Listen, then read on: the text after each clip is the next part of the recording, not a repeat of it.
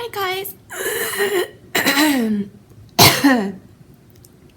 I'm getting really sick, so sorry if I cough up a whole bunch of snot and phlegm and possibly just sound nasally and possibly just my fever hurts and achiness. I feel sick, that's all. Hi guys, welcome to Educating Shanny. I'm Shanny and I'm recovering from an eating disorder. Hi Shanny, hi!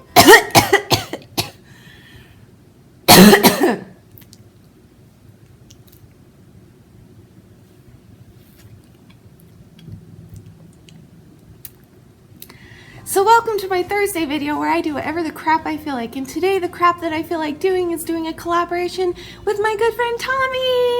Yay! If you don't know who Tommy is, his channel is called TOFU Tommy. I will link it below and you can go check it out. I've been talking about him for months and months and months. We've become very good friends, and he used to be called Tommy's Recovery Journal, so just so you know, that's who I'm talking about, that I used to always talk about, but now he changed his name to TOFU Tommy. So we're gonna answer the same list of questions that he came up with, because he's more creative than I am. He came up with a buttload of questions for us to answer, each of us, on our channels, and so go ahead and click the video below to go see Tommy's answers for these questions, because he is fantastic, and he's one of the strongest people I think I've ever met in my whole life, like ever. He has been through hell and back so many times, and he is going through a lot right now, and his wife has cancer, and he's recovering from his eating disorder through veganism, and he's trying to gain weight, which is obviously difficult when you have an eating disorder, but he needs to do it, and he's doing it, and he's so diligent, and he posts a video every single day, sometimes more than once a day, and he's just my inspiration. He has been for a long time. I adore him. He is the kindest, sweetest man you'll ever see, and he cares so much about everybody else, and it just I just feel really honored to be his friend. I'm glad that I found him through YouTube. I'm glad that he found me, and I'm glad that he got in touch with me, and I'm glad that we became friends. So, what does that smell?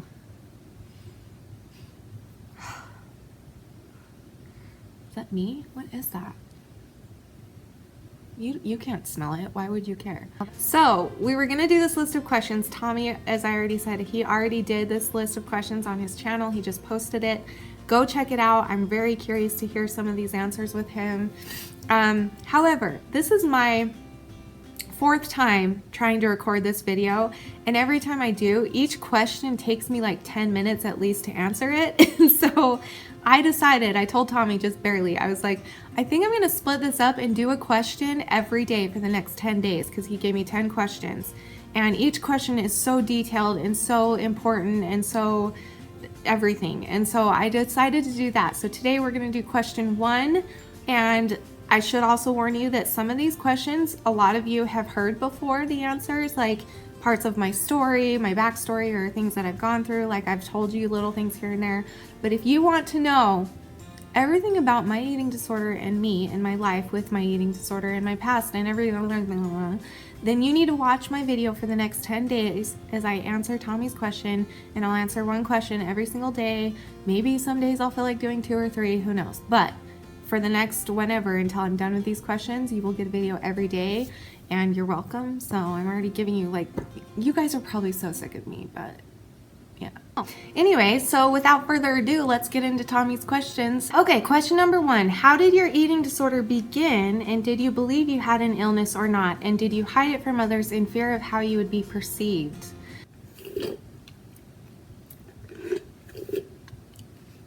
The slushie feels really good on my throat, so I'm going to be drinking it throughout.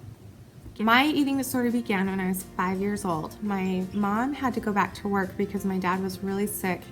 He had a lot of mental problems, and he had a lot of physical problems, and he was very, very, very, very sick.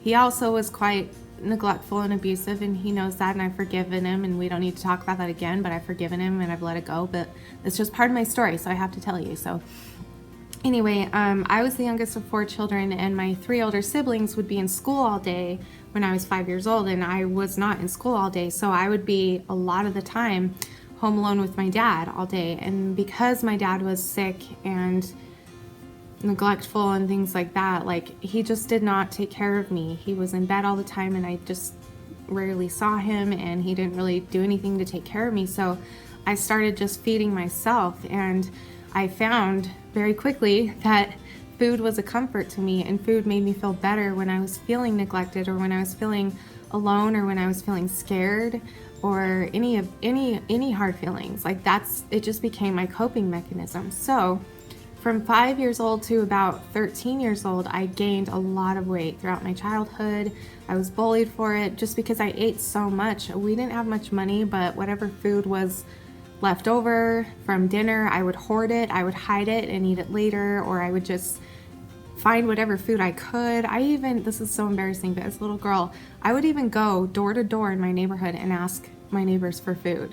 And they probably thought that my parents were like abusing me and starving me and that they should call CPS, but it wasn't the case. I just was looking for more food because I wanted to eat all the time.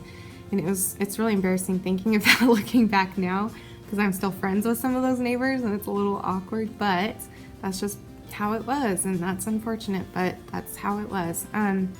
So anyway, when I was 13 or 14 years old, around that time, that's when my parents started going through their divorce. And it was right after I started junior high. It was right after my period started. It was like just that time in life where things were changing for me. And that's when my parents got divorced. And it was a violent divorce, and it was a dramatic divorce, and it was a traumatic divorce, and it was a scary time.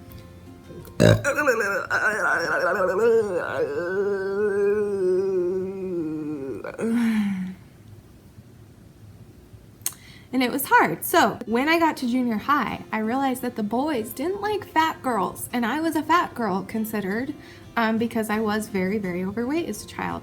But by then I was so addicted to food. I was so addicted that I just did not want to stop eating. And so I figured out a different way. I started purging, which sucks. And worst thing I've ever done, ever. Worst thing I've ever done. And it only took one time of trying it for me to get addicted to it, and that became my new eating disorder. And then since then, I've had anorexia on and off, usually 6 months to a year at a time, on and off throughout my life. But mostly, I would say my main eating disorder is bulimia, and it started about 18 or 19 years ago almost now. So that's my main one, and that's kind of how it started and why it started, and just a lot of hard things were going on. I had to move away from my best friend around that time when my bulimia started, and it just was the most horrible time for me. It just was awful. And I felt very alone, and I don't know, everybody else in my family had someone. All my older siblings they were all teenagers or older than that, and so they all either had a boyfriend or a girlfriend or a husband or somebody that was helping them through it. And I just felt so alone, and I didn't want to bother my mom because she was going through a horrible, scary divorce, and I just wanted to be there for her. So I just remember feeling lonely, and the bulimia is just what felt okay to me, and it just felt comfortable to me because I could still eat out of comfort, but hopefully I wouldn't gain any more weight if I threw up. So this eating disorder situation has got to stop.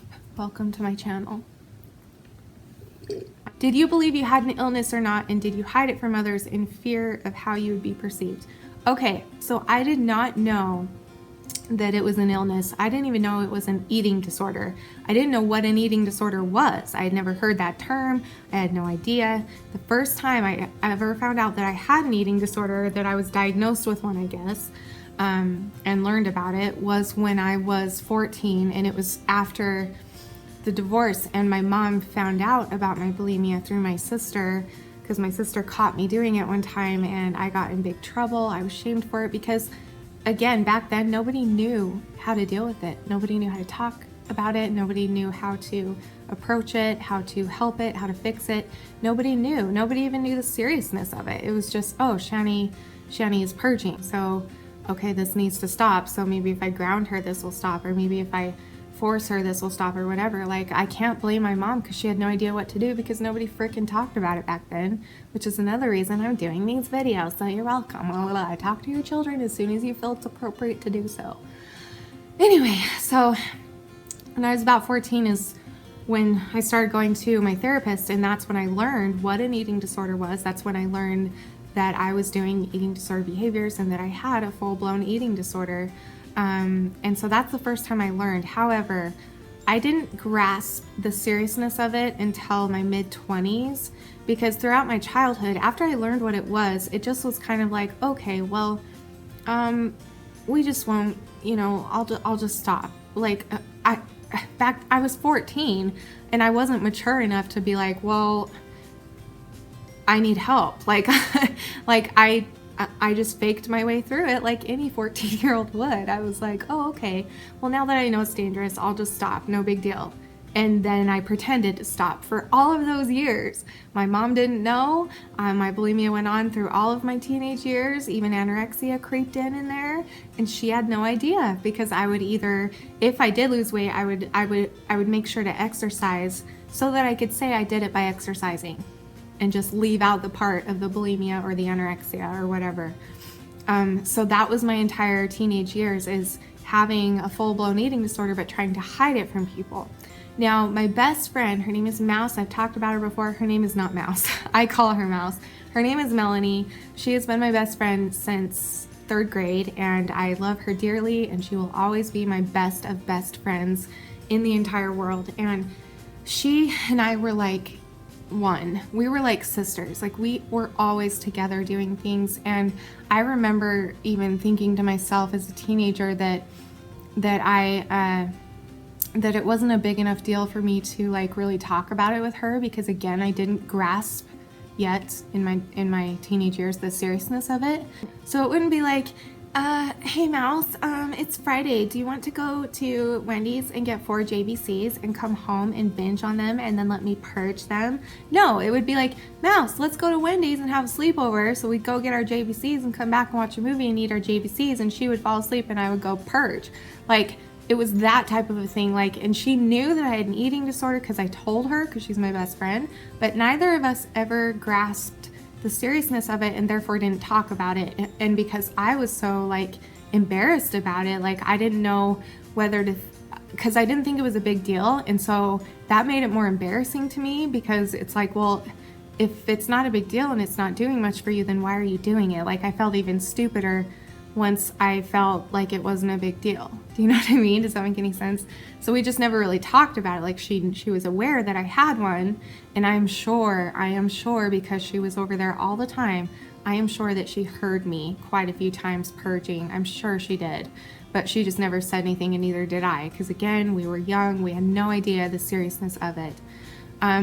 So the first thing that I can remember that really clicked with me of how dangerous it was is when I was in my early 20s. It was probably 3 years after I got married, maybe. So I was like 22, I'm guessing. I had my first like serious hemorrhoid problem. You guys know I have lots of hemorrhoids and fissures and IBS and lots of stomach and anal problems, and I've talked about that over and over, and you're welcome for that. And I had to go to the hospital because I had a hemorrhoid that was literally the size of like probably a $50, but like in diameter too. Like, it was ginormous, and I was terrified. So I had to go to the emergency room for that. And when I went, I remember that I had been to the emergency room a couple other times before that, and every time I went, I would have Danny leave the room, or my mom, or whoever was with me, and I would talk to the doctor one-on-one, and I would say, listen, you just should probably know, just to be safe, I have an eating disorder. This is my eating disorder. This is what I do, just so you know, type of a thing. And every time I did that, before this one time, every time I did that, the doctor would look at me with one or two looks, okay? The first look would look at me like, sweetie, you are very large. Like, you're overweight. There's no way you have an eating disorder, type of a look. And then the other look would be like, I don't know what to do with that. I don't know how to handle this, because I was not really taught a lot about it in med school, which isn't their fault. Med school just needs to teach more about it, but they don't focus on it a whole lot.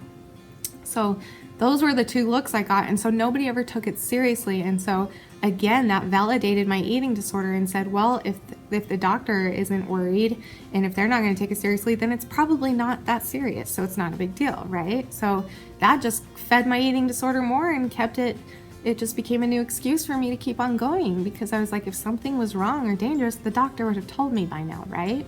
But no, they didn't. So anyway, so I'm at the emergency room at 22, 23 years old, somewhere in there. I remember that the doctor came in and Danny and I were both sitting in there, and this is like when he came to talk to me before he examined me, excursioned?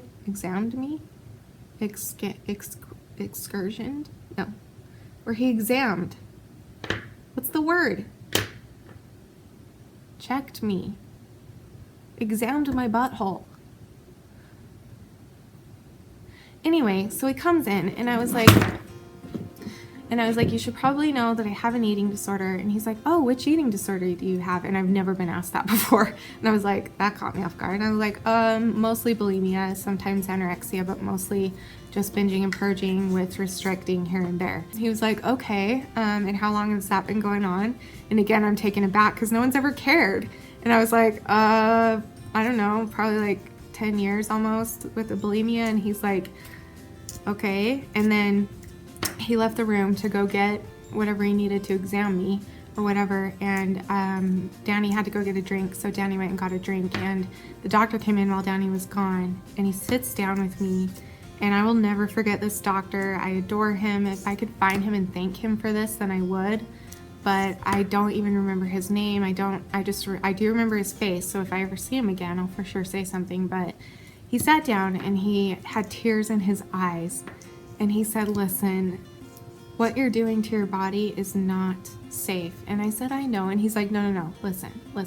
Like, he really caught my attention. And he's like, and he probably spent about 10 or 20 minutes in there with me, which is very rare, especially at an emergency room doctor. They usually just come in and out and come and go, and it's a quick thing. But he took the time, pulled up his little chair, and talked to me one-on-one with tears in his eyes, face to face. And he continued to explain the different dangers physically and mentally and emotionally and spiritually, and how it can affect my life, how it can affect my relationships. Like, he covered every topic on like explaining why eating disorders are so dangerous. And that had never happened to me before. And I just, now looking back on it, I get the sense that maybe he must have had experience with this. Like, maybe he had a daughter or a wife or somebody who struggled and almost died, or that did die or whatever. But the fact that he did not know me at all and had never met me before, took the time out of his busy ER schedule to sit down with me for that long and be so sincere with the tears in his eyes and just beg me to stop. Like, it just was the first time I ever felt that I was in danger and that this was serious, because I saw it in his eyes. Like, I saw the pain in his eyes, and like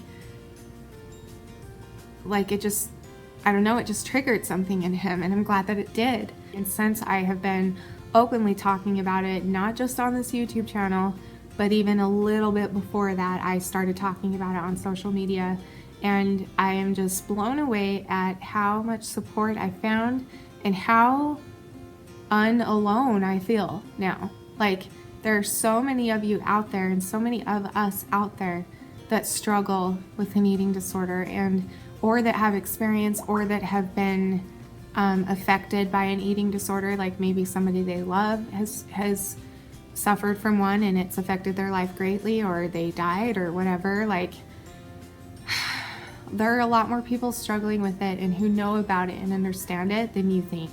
So I just want to leave this video by saying that if you haven't talked about it yet, if you haven't realized the seriousness of your eating disorder, and if you haven't, if you don't even believe that you have one, or that it's an illness or whatever, I am begging you to take the time, study up on it, feel it in your heart. You know inside, you completely know, right? You know what's good for you, your body, and what's not good for your body. And you know that if you have a problem or if you don't. So I'm just begging you to take the time to realize what it can do to your body and maybe what it already has done to your body, and do whatever you can to try and get out of it. And I'm going to be talking a lot more about details about that and like other feelings about if you can get out of it and everything in all of these upcoming questions that Tommy gave me. So tomorrow we're going to do question 2, and I will see you for that. It's going to be a really big question tomorrow, so stay tuned for that. And yeah, so I hope this was helpful to you, and thank you again, Tommy, for these questions. I can't wait to answer the other ones. Okay, so I'll see you tomorrow for another question. If you like this video, please give it a thumbs up and leave me a comment, and don't forget to subscribe, of course, to my channel and join my little Shanny family. And we are amazing, and we are the best people in the world, and so are you, and so you should join us, because it's just a family of beautifulness and strength and people and kindness and love and hope, and cherishing the moments that we create on the times of our togetherness forever. So, okay, thank you for watching. You are beautiful, you are worth it, and I am too. Thank you for watching. Bye.